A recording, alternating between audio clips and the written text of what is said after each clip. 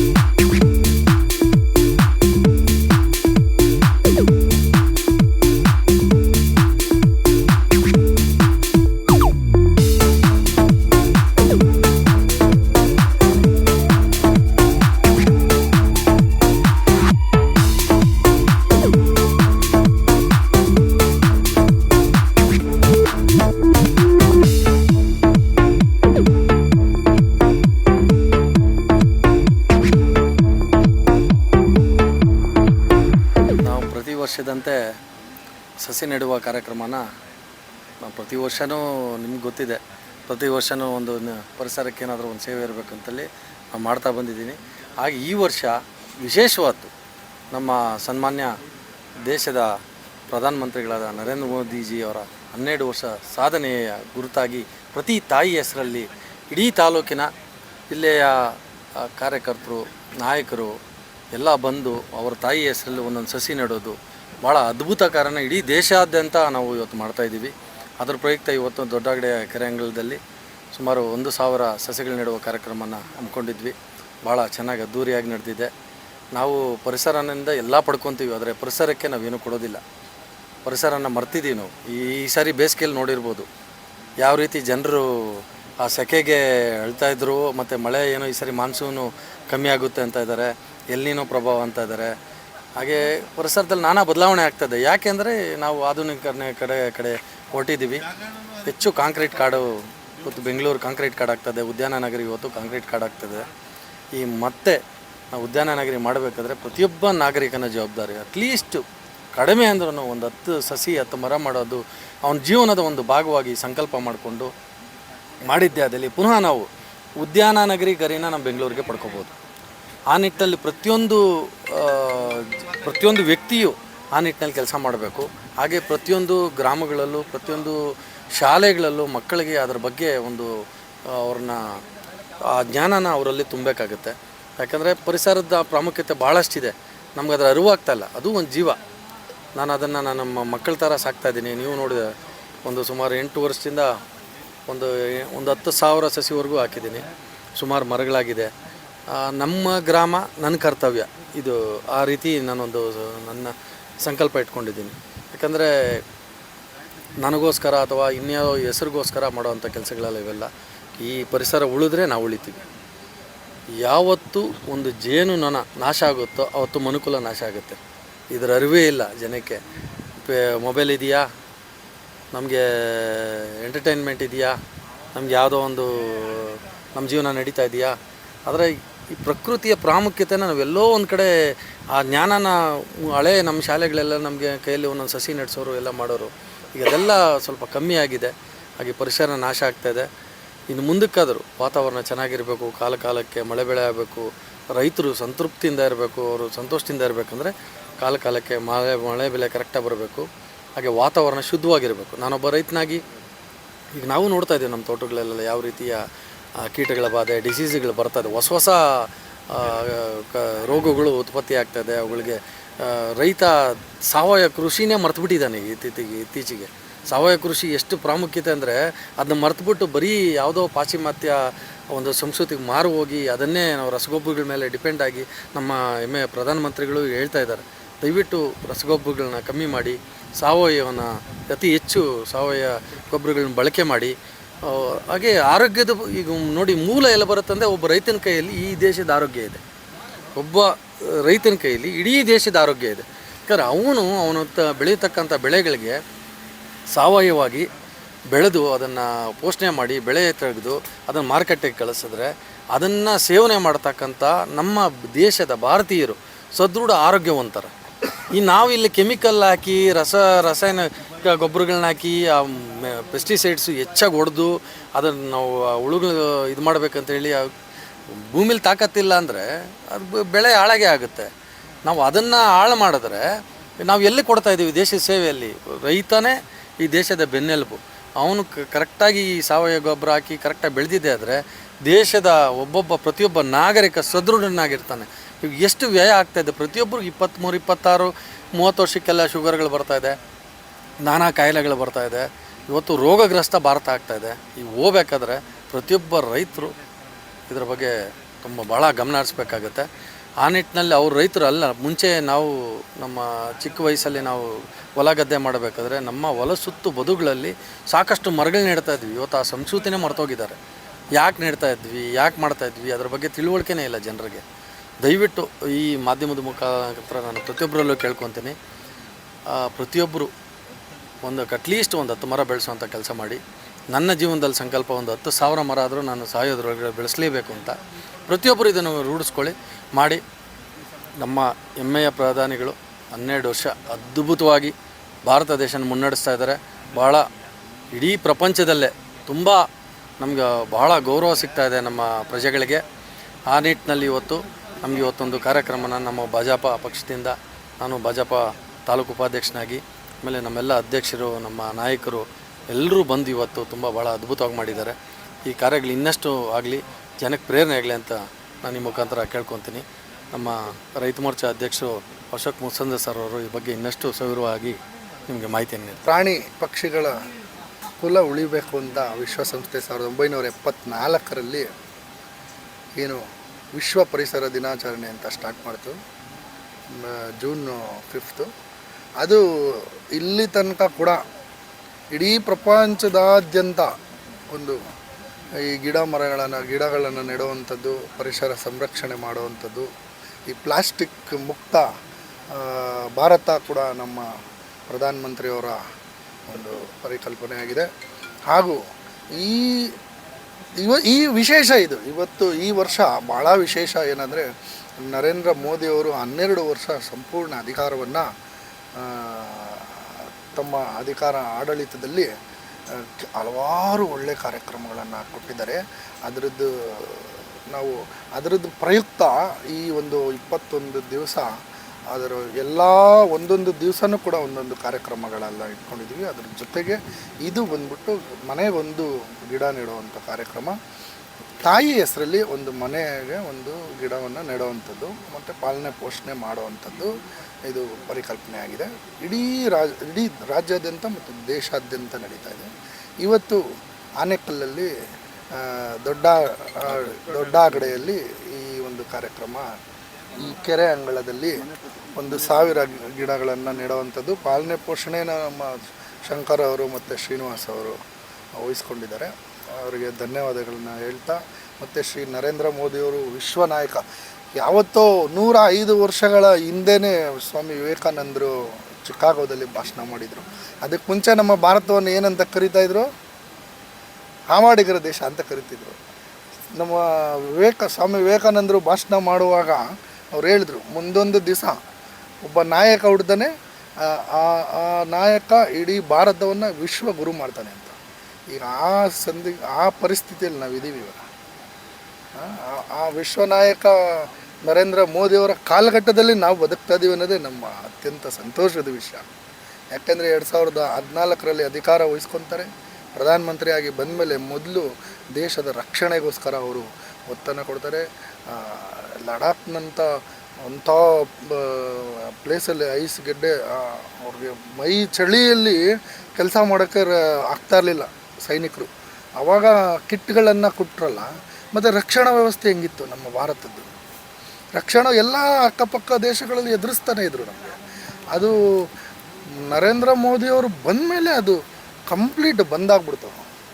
ಯಾರೂ ಕೂಡ ನಮ್ಮ ಮೇಲೆ ಏನೋ 1-2 ಆಗ್ತದೆ, ಅದಕ್ಕೆ ಉತ್ತರ ಕೊಡ್ತೀವಲ್ಲ ನಾವು, ಸಿಂಧೂರ ಉತ್ತರ ಕೊಟ್ವಲ್ಲ, ಆ ಥರ ಉತ್ತರ ಕೊಡೋದಕ್ಕೆ ಬರೀ ನರೇಂದ್ರ ಮೋದಿ ಅಂತ ಅಧಿಕಾರ, ಅಮಿತ್ ಶಾ ನರೇಂದ್ರ ಮೋದಿಯವರ ಅಂಥ ನಾಯಕರು ಇದ್ದರೆ ಮಾತ್ರ ನಮ್ಮ ದೇಶ ಸುರಕ್ಷತೆ ಇರುತ್ತೆ. ಹಾಗೆ ರಕ್ಷಣೆ ಒಂದೇ ಅಲ್ಲ, ರಕ್ಷಣೆ ಆದಮೇಲೆ ಏನು ಮಾಡಬೇಕು? ರೈತರು, ಪ್ರಮುಖವಾಗಿ ರೈತರಿಗೆ ಕಿಸಾನ್ ಸಮ್ಮಾನ್ ಯೋಜನೆ ಅಡಿಯಲ್ಲಿ ಪ್ರತಿ ವರ್ಷ 6,000 ಅವರ ನೇರ ಅಕೌಂಟಿಗೆ ಟ್ರಾನ್ಸ್ಫರ್ ಮಾಡಿದಿರ್ಬೋದು. ಆಮೇಲೆ ಹಳ್ಳಿ ಭಾಗದಲ್ಲಿ ರೈತರಿಗೆ ಇದು ಮಾಡಿದಿರ್ಬೋದು, ಏನು ಸಾಯಿಲ್ ಹೆಲ್ತ್ ಕಾರ್ಡ್ ಇರ್ಬೋದು, ಉಜ್ವಲ ಯೋಜನೆ ಇರ್ಬೋದು.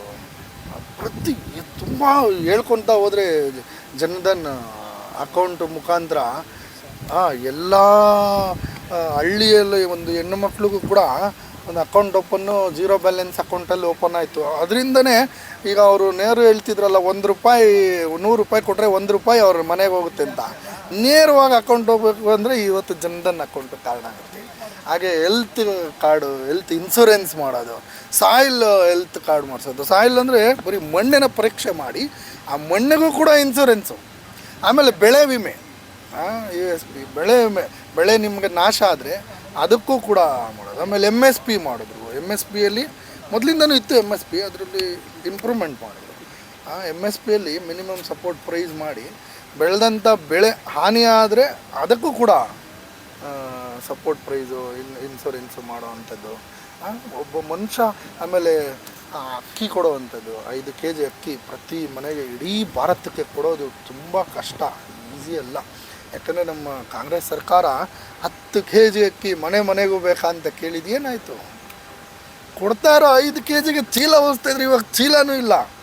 ಅವ್ರು ಕೊಡೋ ಚೀಲನೂ ಸೇರಿಸ್ಕೊಡ್ತಾ ಇದ್ದಾರೆ ಅಷ್ಟೇ ಬಿಟ್ಟರೆ ಒಂದೇ 1 kg ಅಕ್ಕಿ ಕೂಡ ಕೊಡೋಕ್ಕಾಗ್ತಿಲ್ಲ.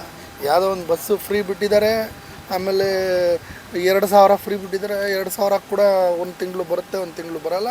ಇವ್ರು ಏನಿದ್ರು ಕಮಿಷನ್ ದಂಧೆ ಮಾಡ್ಕೊಂಡಿದ್ದಾರೆ.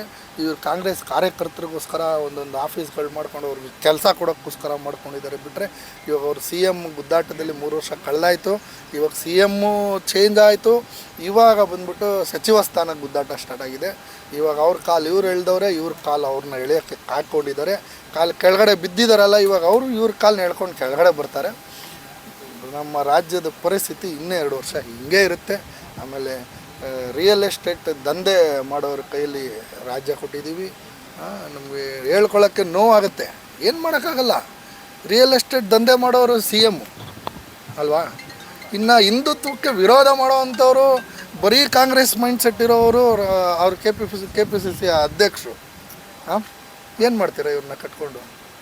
ಇನ್ನು ಆಮೇಲೆ ಹೋಮ್ ಮಿನಿಸ್ಟರು ಪ್ರಿಯಾಂಕರ್ಗೆ ಅವರೇನು RSSನ ಬ್ಯಾನ್ ಮಾಡಬೇಕಂತಾರೆ. ಮಾತೆತ್ತಿದ್ರೆ RSS ಏನು ಮಾಡಿದೆ? RSS ಅವ್ರಿಗೆ ದೇಶ ರಕ್ಷಣೆ ಮಾಡೋದು, ದೇಶಕ್ಕೋಸ್ಕರ ಹೋರಾಟಗಳು ಮಾಡೋದು, ದೇಶಕ್ಕೆ ಸೆಕ್ಯೂರಾಗಿ ಏನೇನು ಮಾಡಬೇಕು ಅದನ್ನು ಮಾಡೋವಂಥ RSS ಮತ್ತು ಒಂದು ಸಿಸ್ಟಮ್ಯಾಟಿಕ್ ಅದನ್ನು ಕಲಿಸ್ಕೊಡೋ ಅಂಥದ್ದು. ಒಂದು RSS ಹೋಗೋರು ಮಕ್ಕಳು ಹೆಂಗಿರ್ತಾರೆ, ಬೇರೆ ಮಕ್ಕಳು ಓದೋರು ಹೆಂಗಿರ್ತಾರೆ ನೀವು ನೋಡಿರ್ತೀರ. RSSಲ್ಲಿ ಕಲಿಸೋದಾದ್ರೂ ಏನು? ನಮ್ಮ ದೇಶದ ಬಗ್ಗೆ ಅಭಿಮಾನ ದೇಶಾಭಿಮಾನ ಕಲಿಸೋದನ್ನೇ ಇವರು ಅಷ್ಟೊಂದು ದ್ವೇಷ ಮಾಡ್ತಾರೆ. ಅವ್ರನ್ನ ಬಂದ್ಬಿಟ್ಟು ಹೋಮ್ ಮಿನಿಸ್ಟ್ರು ಮಾಡಿದ್ದಾರೆ. ಇನ್ನು ಆಡಳಿತ ನಮ್ಮ ಹದ್ಗೆಟ್ಟು ಹೋಗ್ಬಿಡುತ್ತೆ. ಇನ್ನು 2 ವರ್ಷಗಳ ಕಾಲ ಜನ ನೋವಲ್ಲಿ ಕೈ ತೊಳಿಬೇಕಾಗ್ತದೆ. ರೈತರಿಗೆ ಕೊಡ್ತಾಯಿದ್ದು ಯಡಿಯೂರಪ್ಪ ಕೊಡ್ತಾಯಿದ್ದಂಥ 4,000 ಕೂಡ ಕಟ್ ಮಾಡಿಬಿಟ್ರು. ನಾವು ಬೆಲೆ ಕಡಿಮೆ ಮಾಡಿದ್ರು ಅಂತ ಜನ ಹೇಳ್ತಾರೆ. ಎಲ್ಲಿ ಕಡಿಮೆ ಆಗಿದೆ? ಎಲ್ಲ ಬೆಲೆ ಜಾಸ್ತಿ ಆಗಿದೆ. ಈ ಗ್ಯಾರಂಟಿ ಸ್ಕೀಮ್ ಕೊಡ್ತಿದ್ದಾರೆ ಅಂದ್ಕೊಳ್ಳಿ, ಅರ್ಧಂಬರ್ಧ ಕೊಡ್ತಿದ್ದಾರೆ, ಇಲ್ಲ ಅಂತಲ್ಲ ನಾನು ಹೇಳಲ್ಲ. ಆ ಗ್ಯಾರಂಟಿ ಕೊಡೋದಕ್ಕೆ ನಮ್ಮ ಹತ್ರ 20,000 ಎಕ್ಸ್ಟ್ರಾ ತಗೊಂಡು 2,000 ನಮ್ಮ ಮನೆಗೆ ಕೊಟ್ಟರೆ ಏನು ಪ್ರಯೋಜನ? ನಿಜವಾಗ್ಲೂ ಫಲಾನುಭವಿಗಳು ಯಾರಿದ್ದಾರೆ ಅವರಿಗೆ ಕೊಡುವಂಥದ್ದು ಆಗಿಲ್ಲ, ಆಗಬೇಕು. ಇವಾಗ ಅದ್ರ ಪರಿಷ್ಕರಣೆ ಮಾಡಿ ಇವಾಗ ಹೇಳ್ಬಿಟ್ಟಿದ್ದಾರೆ ಅವರು, ನಿನಗೂ ಕೊಡ್ತೀನಿ, ಕಾಕಾ ಪಾಟೀಲ್ಗೂ ಕೊಡ್ತೀನಿ ಅಂತ. ಇವಾಗ ಕೊಡಲೇಬೇಕಾಗಿದೆ, ತಗ್ಲಾಕೊಂಬಿಟ್ಟಿದ್ದಾರೆ. ಆದರೆ ಮುಂದಿನ ದಿನಗಳಲ್ಲಾದರೂ ಈ ಥರ ಒಂದು ಅಪಬುದ್ಧ ಘೋಷಣೆಗಳನ್ನು ಬಿಟ್ಟು ಜನಕ್ಕೆ ಅವ್ರಿಗೆ ನಿಜವಾಗ್ಲೂ ಆಗುವಂಥದ್ದು. ಮತ್ತು ನಮ್ಮ ರಾಜ್ಯದಲ್ಲಿ ಎಕಾನಮಿ ಕೂಡ ಭಾಳ ಇಂಪಾರ್ಟೆಂಟು, ಅದನ್ನು ನೋಡಿ ಮಾಡಬೇಕು. ಜನ ಕೂಡ ಯೋಚನೆ ಮಾಡಬೇಕು. ಏನೋ ಹೇಳ್ತಿದ್ದಾರೆ, ಅವ್ರ ಕೈಲಿ ಏನೋ ಆಗದಿರುವಾಗೇನೆ ತಾನೆ ಈ ಥರ ಘೋಷಣೆಗಳು ಮಾಡೋದು. ಈಗ ನರೇಂದ್ರ ಮೋದಿ ಅವ್ರು ಹೇಳ್ಬೋದಾಗಿತ್ತಲ್ಲ, ಹೇಳಿದಾರ? ಇಲ್ಲ, ಅವ್ರಿಗೆ ಕೊಡ್ತಿದ್ದಾರೆ.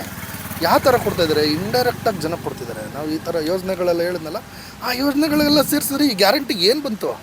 20 ಪಟ್ಟು 30 ಪಟ್ಟು ಜಾಸ್ತಿ ಆಗೋಯ್ತಲ್ಲ. ಅದಕ್ಕೆ ನಮ್ಮ ಜನಗಳು ಕೂಡ ಯೋಚನೆ ಮಾಡಿ ಮುಂದೆ ಬರ್ತಕ್ಕಂಥ ಸರ್ಕಾರಗಳನ್ನ ನೋಡಿ ಆಯ್ಕೆ ಮಾಡಬೇಕು ಅಂತ ಕೇಳ್ಕೊತ ಇವತ್ತಿನ ಒಂದು ಕಾರ್ಯಕ್ರಮ ಭಾಳ ಯಶಸ್ವಿಯಾಗಿ ನಡೆದಿದೆ. 1000 ಗಿಡವನ್ನು ನೆಡ್ತಾಯಿದ್ದಾರೆ, ಇನ್ನೂ ನೆಡ್ತಾಯಿದ್ದಾರೆ. ಶಂಕರ್ ಅವ್ರಿಗೆ ಮತ್ತು ಶ್ರೀನಿವಾಸ್ ಅವ್ರಿಗೆ ಮತ್ತು ಈ ಗ್ರಾಮಕ್ಕೆ, ಆನೇಕಲ್ ಮಂಡಲಕ್ಕೆ ಧನ್ಯವಾದಗಳನ್ನ ಹೇಳ್ತೀವಿ.